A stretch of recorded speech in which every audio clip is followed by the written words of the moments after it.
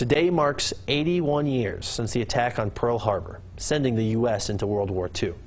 This is video from the Pearl Harbor Remembrance Ceremony today. The theme of the ceremony was Everlasting Legacy.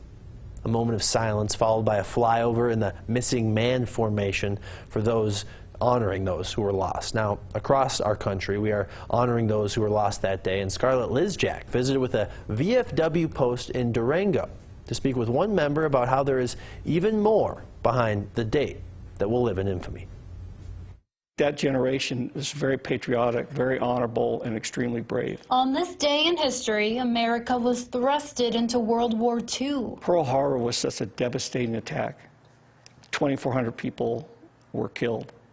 You know, it was a quiet, peaceful Sunday morning, and all of a sudden their lives are shattered. But that was only a part of multiple attacks that took place on that fateful day. But what a lot of people don't know is about a few hours later, after Pearl Harbor was attacked, the Philippines were attacked. Tim Deal is the author of Defenders of the Rock, where he recounts the stories of those who were there when the Axis powers took over the Philippines. There were several air bases, there was a Navy base, and when the Japanese hit, the aircraft were wiped out.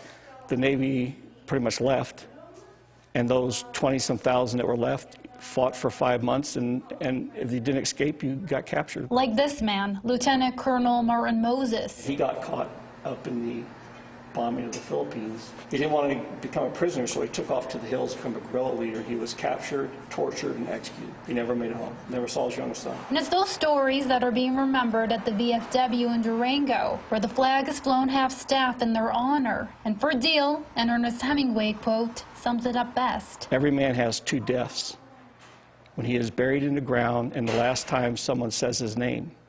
In some ways, men can become immortal.